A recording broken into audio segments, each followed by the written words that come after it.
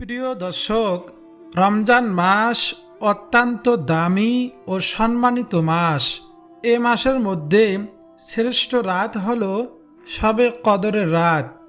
শবে কদরের রাতে এই চারটি শ্রেষ্ঠ জিকির করলে আল্লাহ সুবহানাহু ওয়া তাআলা আপনার জীবনের সমস্ত গুনাহগুলো মাফ করে দিবেন এবং সেই সময়ে আপনি মনে মনে যা চাইবেন আল্লাহ তাআলা তাই দান করবেন। বলুন না সুবহানাল্লাহ। শবে কদর এমন একটি রাত যে রাতের বর্ণনা আল্লাহ সুবহানাহু ওয়া তাআলা নিজেই দিয়েছেন।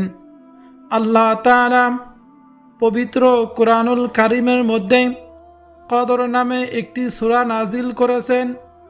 সেখানে আল্লাহ তাআলা বলেন, লাইলাতুল কদরি খায়রুম মিন আলফি শাহ। এই লাইলাতুল কদর হলো হাজার মাস থেকে উত্তম। বলুন না সুবহানাল্লাহ। আজকে হলো সেই রাত, আজকে সোমবার, আজকে দিবাগত রাত, যে রাত আসতেছে এই রাত হলো পবিত্র শবে কদর রাত। সামনে আরও একটি রাত রয়েছে, তা হলো 28শে রমজান দিবাগত রাত। এই বেজোড়া রাতগুলোতে আমরা শবে কদরকে তালাশ করার জন্য নবীজি বলেছেন। কিন্তু অধিকাংশ মানুষের মতে, উলামায়ে কিরামদের মতে 27শে রমজান এই রাত হলো শবে কদরের রাত হওয়ার সম্ভাবনা বেশি। এই রাতগুলোতে আজকে আমরা এই রাতে এই চারটি জিকির করব। একটি রাত যদি ইবাদত করতে পারি, জিকির করতে পারি, এক রাতের ইবাদতে আপনি হাজার মাস রাত জেগে ইবাদতের সওয়াব অর্জন করতে পারবেন। বলুন না সুবহানাল্লাহ। বুখারী ও মুসলিম শরীফের হাদিস।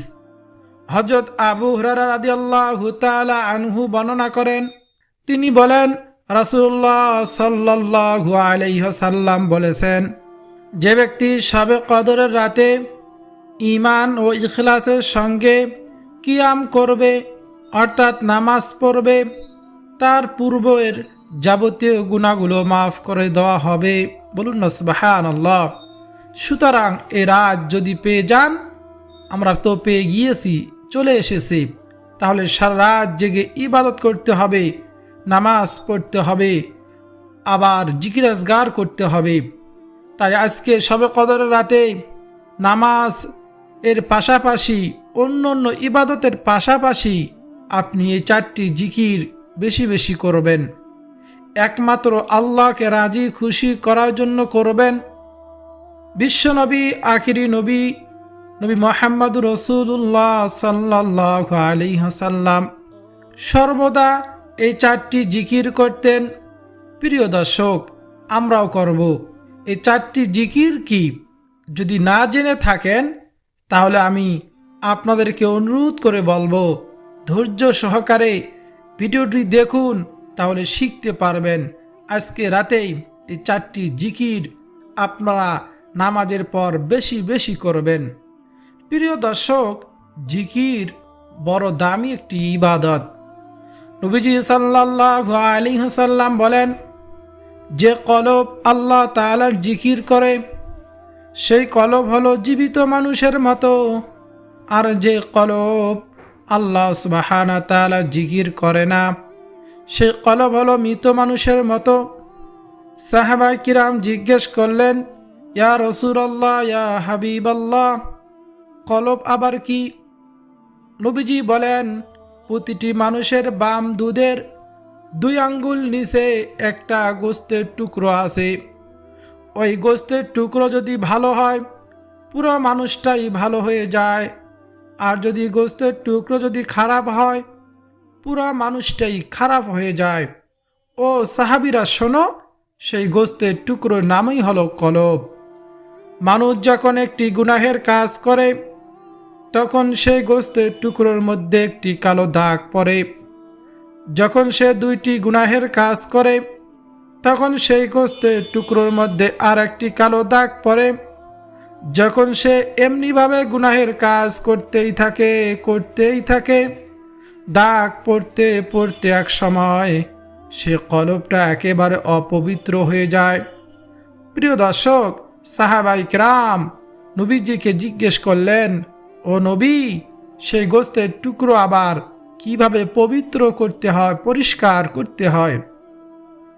নবীজি বলেন, যখন কোনো ব্যক্তি আল্লাহ সুবহানাহু ওয়া তাআলার নামের উপর জিকির করে, তখন সেই জিকিরের ধাক্কায় গোস্তের টুকরোটা, কলবটা পরিষ্কার পরিচ্ছন্ন হয়ে যায়, পবিত্র হয়ে যায়। সেই গোস্তের টুকরোর মধ্যে শয়তান আর বসে থাকতে পারে না। বলুন না সুবহানাল্লাহ। এই জন্য দেখবেন সমাজে অনেক মানুষ, তাদেরকে এত নসিহা করার পরও, এত বলার পরও তাদেরকে দ্বারায় দিনের কাজ করাতে পারি না, নামাজ পড়ে না। এরকম দিনী কাজগুলো, আল্লাহ তাআলার হুকুম, নবীজির সুন্নত অনুযায়ী চলতে পারে না, কারণ তার কলব অপবিত্র, নষ্ট হয়ে গিয়েছে, জং ধরেছে। সে চাইলেও নেক কাজ করতে পারে না, ভালো লাগে না, গুনাহ কাজ করতে বেশি মজা পায়। আবার দেখবেন সমাজে অনেক মানুষ আছে, তারা নামাজ পড়ে, আল্লাহ তাআলার হুকুম মানে, নেক কাজ করে, তার দ্বারা চাইলেও গুনার কাজ করা যায় না, কারণ তার কলব পরিষ্কার। তার কলব পরিষ্কার থাকার কারণে তার গুনার কাজ ভালো লাগে না, নেকের কাজ মজা লাগে, ভালো লাগে। এজন্য কলবকে পরিষ্কার করা অত্যন্ত জরুরি। আমরা এই রাতে বেশি বেশি আল্লাহ সুবহানাহু ওয়া তাআলার কাছে জিকির করব।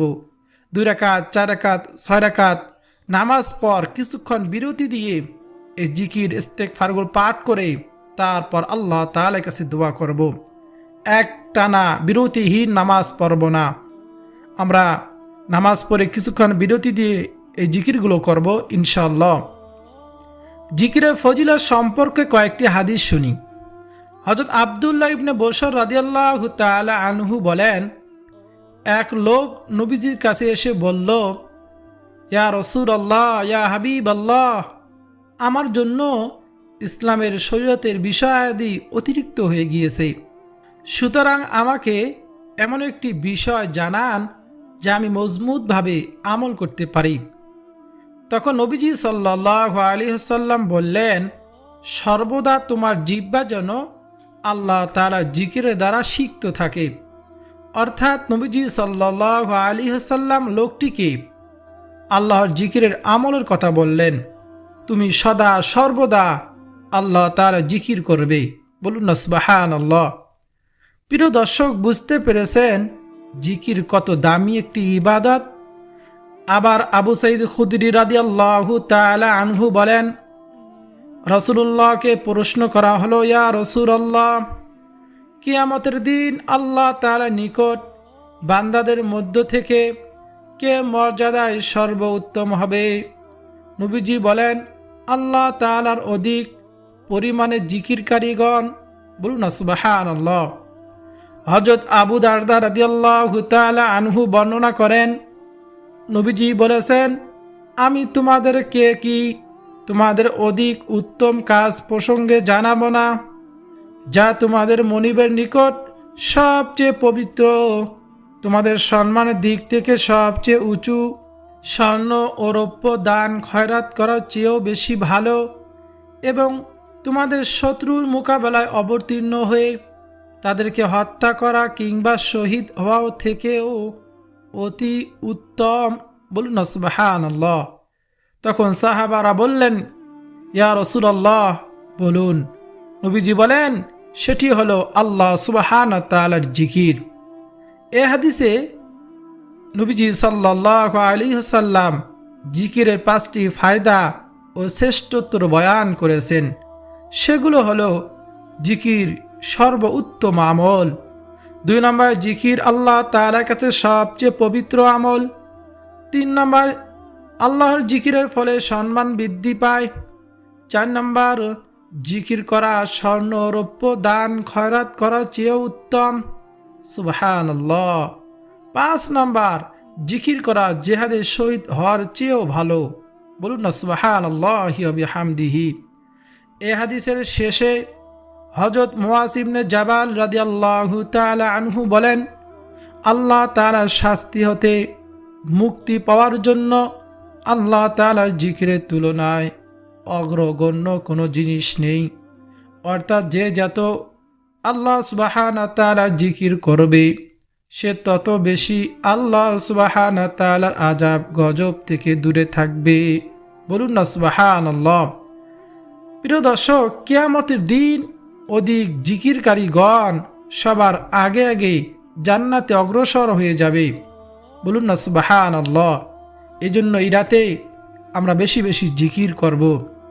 জিকির এমন একটি আমল, আপনি বসে আছেন জিকির করতে পারবেন, আপনি শুয়ে আছেন জিকির করতে পারবেন, উজু থাকলেও জিকির করতে পারবেন, উজু না থাকলেও জিকির করতে পারবেন, আপনি মানুষের সামনে বসা আছেন জিকির করতে পারবেন। এই জিকির প্রিয় মহিলা মা বোনদের পিরিয়ড অবস্থায়, মাসিক অবস্থায় নামাজ রোজা থাকে না, এই সময় এই জিকির তাদের করা যাবে। এই জিকিরগুলো করবেন। এক নাম্বার জিকিরটা হলো হযরত আবু হুরায়রা রাদিয়াল্লাহু তাআলা আনহু তিনি বলেন, কোনো বান্দা যদি একনিষ্ঠতার সাথে লা ইলাহা ইল্লাল্লাহ বলে, তার জন্য আকাশের সকল দরজা খুলে দেওয়া হয়। বলুন না সুবহানাল্লাহ। ফলে উক্ত কালিমা আরশে আজিম পর্যন্ত পৌঁছায়া যায়। বলুন না সুবহানাল্লাহ। আর লা ইলাহা ইল্লাল্লাহ এমন একটি জিকির যা সব সময় পড়া যায়, ঠোঁট নাড়াচাড়া ছাড়াও পড়া যায়। মানুষের সামনে বসে থাকলেও এই জিকিরটি করতে পারবেন। আল্লাহ তাআলাকে খুশি করার জন্য এই জিকিরটি করবেন। আপনার জন্য আকাশের সকল দরজা খুলে দেওয়া হবে। বলুন না সুবহানাল্লাহ। এই পবিত্র রজনীতে এই জিকিরটি আমরা বেশি বেশি করব। এই জিকির সম্পর্কে রাসূলুল্লাহ সাল্লাল্লাহু আলাইহি ওয়াসাল্লাম বলেছেন, একবার নবী মুসা আলাইহিস সালাতু ওয়াস সালাম আল্লাহ তাআলার কাছে বললেন, হে আল্লাহ, আমাকে এমন একটি জিকির, এমন একটি দোয়া শিক্ষা দিন যার দ্বারা আমি নবী মুসা তোমাকে ডাকবো, তোমার ইবাদত করব। আল্লাহ সুবহানাহু ওয়া তাআলা বললেন, হে নবী মুসা, তুমি বলো লা ইলাহা ইল্লাল্লাহ। নবী মুসা আলাইহিস সালাতু ওয়াস সালাম বললেন, হে আল্লাহ, এই লা ইলাহা ইল্লাল্লাহ, আল্লাহ ছাড়া কোনো ইলাহ নেই, আপনার সকল বান্দাই তো জানে, পাঠ করে। আমি চেয়েছি আমার জন্য এমন গোপন সিক্রেট, আমাকে একটি দোয়া জিকির শিক্ষা দিবেন, শুধু আমার জন্যই হবে। আল্লাহ সুবহানাহু ওয়া তাআলা নবী মুসা আলাইহিস সালাতু ওয়াস সালামকে ডাক দিয়ে বললেন, হে নবী মুসা, এই লা ইলাহা ইল্লাল্লাহকে তুমি ছোট মনে করিও না। এই লা ইলাহা ইল্লাল্লাহ এত দামি, এত দামি, আমি আল্লাহ ছাড়া 7 আসমান 7 জমিন, আমার সকল সৃষ্টিকুলকে যদি তুমি এক পাল্লায় রেখে দাও নবী মুসা, আর অপর পাল্লায় যদি লা ইলাহা ইল্লাল্লাহ উঠাইয়া দাও, লা ইলাহা ইল্লাল্লাহর পাল্লা ভারী হয়ে যাবে। বলুন না সুবহানাল্লাহি ওয়া বিহামদিহি। কত মূল্যবান দামি একটি জিকির। কাল কিয়ামতের ময়দানে, হাসরের ময়দানে আল্লাহ সুবহানাহু ওয়া তাআলা নবীজি সাল্লাল্লাহু আলাইহি ওয়াসাল্লামকে ডাক দিয়ে বলবেন, হে মুহাম্মদ, আমার সৃষ্টির মধ্য হতে তোমার উম্মতের মধ্যকার এমন ব্যক্তিকে জান্নাতে প্রবেশ করান যে জীবনে একবার হলেও লা ইলাহা ইল্লাল্লাহ পাঠ করেছে এবং এর উপর মৃত্যুবরণ করেছে। বলুন না সুবহানাল্লাহ। পরিশেষে যে ব্যক্তি লা ইলাহা ইল্লাল্লাহ জিকিরটি বেশি বেশি করবে, মৃত্যুর সময় লা ইলাহা ইল্লাল্লাহ মুহাম্মাদুর রাসূলুল্লাহ কালিমা নসিব হবে। আর যার মৃত্যুর সময় কালিমা নসিব হবে, তা নসিব না কতই ভালো। বলুন না সুবহানাল্লাহ। এই জন্য এই শবে কদরের রাতে, এই মহামূল্যবান রাতে আমরা নামাজের পাশাপাশি 2 রাকাত 4 রাকাত নামাজ পড়ে কিছুক্ষণ বিরতি দিয়ে এই লা ইলাহা ইল্লাল্লাহ জিকিরটি করব।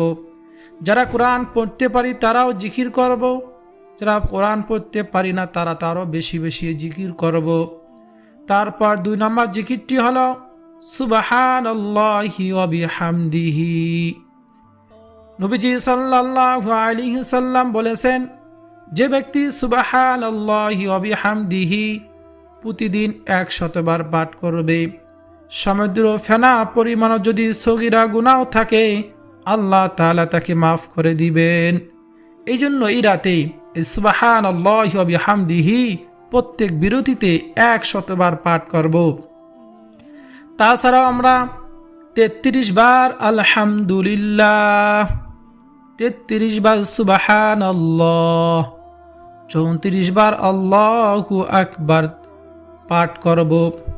প্রিয় দর্শক শ্রোতা, 4 নম্বরে আমরা দরুদ শরীফ বেশি বেশি পাঠ করব, কমপক্ষে 100 বার। নবীজি সাল্লাল্লাহু আলাইহি সাল্লামের প্রতি বেশি বেশি দরুদ পাঠ করা একটি বড় ইবাদত, দামি ইবাদত। নবীজি সাল্লাল্লাহু আলাইহি সাল্লাম বলেন, তোমরা বেশি বেশি পরিমাণে দরুদ শরীফ পাঠ করিও। নবীজি বলেন, যে ব্যক্তি একবার দরুদ শরীফ পাঠ করবে আল্লাহ সুবহানাহু ওয়া তাআলা তাকে সাথে সাথে 3টি পুরস্কারে পুরস্কৃত করেন। 1 নম্বর পুরস্কার, তার উপর 10টি রহমত নাজিল করেন। 2 নম্বর পুরস্কার, তা 10টি গুনাহ মাফ করে দেন। 3 নম্বর পুরস্কার, তার মর্যাদা 10 ধাপ বাড়িয়ে দেন। দোয়া কবুলের অন্যতম সহায়ক হলো দরুদ শরীফ পাঠ করা।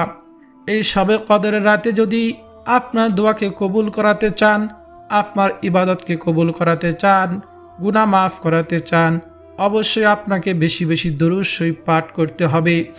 হাদিসে এসেছে, কোনো ব্যক্তি যদি দরুদ শরীফ পাঠ না করে আল্লাহ তাআলার কাছে দোয়া করে, তার দোয়া আসমানে ঝুলন্ত অবস্থায় থাকে, দোয়া কবুল হয় না। এই জন্য অবশ্যই দোয়া করার আগে দরুদ শরীফ পাঠ করতে হবে। সব থেকে ছোট দরুদ হলো সাল্লাল্লাহু আলাইহি ওয়াসাল্লাম, সাল্লাল্লাহু আলাইহি ওয়াসাল্লাম। নবীজি কি বলেছেন জানেন? নবীজি সাল্লাল্লাহু আলাইহি ওয়াসাল্লাম বলেছেন, যে ব্যক্তি আমার প্রতি বেশি বেশি দরুদ পাঠ করবে সে হাসরের ময়দানে আমার একেবারে নিকটেই থাকতে পারবে। প্রিয় দর্শক, সেই সময়টা কেমন হবে যখন আপনি নবীজি সাল্লাল্লাহু আলাইহি ওয়াসাল্লামকে নিজ চোখে দেখতে পারবেন, নবীজি আপনাকে নিজ চোখে দেখতে পারবে, তখন আপনার কাছে কেমন লাগবে? এজন্য বেশি বেশি দরুদ শরীফ পাঠ করতে হবে। প্রিয় দর্শক শ্রোতা, এই আমলগুলো আমরা তো নামাজ পড়ব এই রাতে, বেশি বেশি নফল নামাজ, তার পাশাপাশি এই আমলগুলো করব। আল্লাহ তাআলার কাছে সবচেয়ে প্রিয় জিকির হলো 4টি, এবং নবীজি সাল্লাল্লাহু আলাইহি ওয়াসাল্লামের কাছে প্রিয় জিকির 4টি। হাদিসটি বর্ণনা করেছেন মাসুরা ইবনে জুনদুব রাদিয়াল্লাহু তাআলা আনহু। তিনি বলেন, আল্লাহ এবং আল্লাহ রসুল সাল্লাল্লাহু আলাইহি ওয়াসাল্লামের কাছে সবচেয়ে প্রিয় জিকির হলো 4টি, তা হলো সুবহানাল্লাহ, আলহামদুলিল্লাহ, লা ইলাহা ইল্লাল্লাহ ওয়া আল্লাহু আকবার। এগুলো থেকে যে কোনো একটি দিয়ে জিকির শুরু করতে পারেন, অথবা একসঙ্গে মিলিয়ে এইভাবে পাঠ করা যায়, সুবহানাল্লাহি ওয়ালহামদুলিল্লাহি ওয়া লা ইলাহা ইল্লাল্লাহু ওয়াল্লাহু আকবার। আবারও বলতেছি, এই সহজ জিকির সকলেই পারি, কিন্তু এর ফজিলত অনেক অনেক বেশি। সুবহানাল্লাহি আলহামদুলিল্লাহি ওয়া লা ইলাহা ইল্লাল্লাহু ওয়াল্লাহু আকবার। এ রাতে এই 4টি জিকির আমরা বেশি বেশি করব, দরুদ শরীফ পাঠ করব।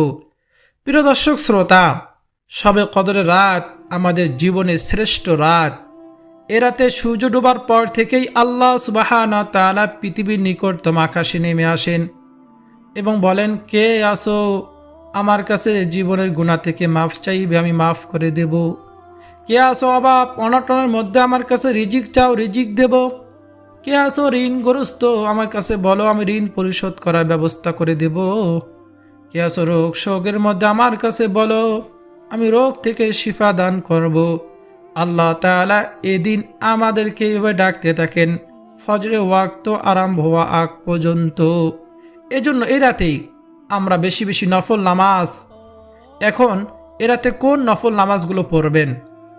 আপনি কোরআন হাদিসে যেগুলো নফল নামাজের কথা উল্লেখ রয়েছে, যখন সালাতুল আওয়াবিনের নামাজ, সালাতুল তাসবিহ নামাজ, তাওবার নামাজ, তাহাজ্জুদের নামাজ, আপনি এই নামাজগুলো পড়তে পারেন।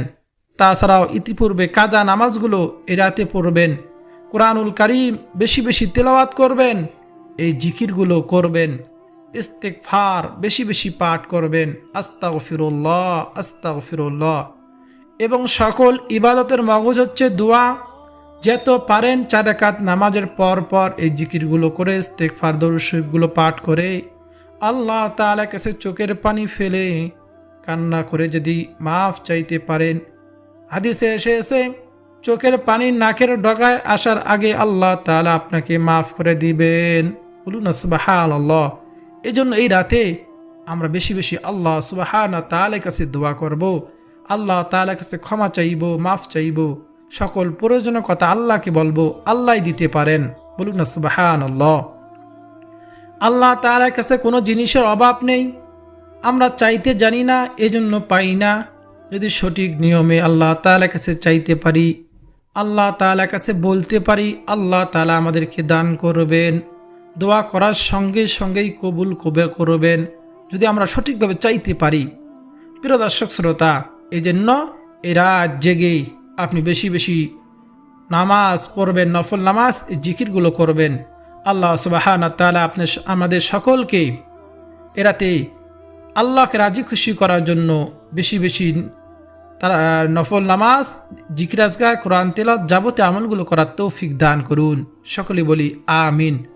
প্রিয় দর্শক শ্রোতা, ভিডিওটি যদি আপনার কাছে ভালো লাগে, আপনার উপকার হয়, কিছু শিখতে পারেন, অবশ্যই ভিডিওতে লাইক দিবেন। লাইক দিতে ভুলবেন না, 1 সেকেন্ডও লাগবে না, লাইক দিবেন। তারপর কমেন্টে আমিন লিখে আমার দোয়ার সঙ্গে শরীক থাকবেন। চ্যানেলটি সাবস্ক্রাইব করে পাশে থাকা বেল বাটনটি অবশ্যই অন করে রাখবেন। ভিডিওটি শেয়ার করে দিবেন যাতে সকলে শিখতে পারে, আমল করতে পারে। সকলে বলি আমিন।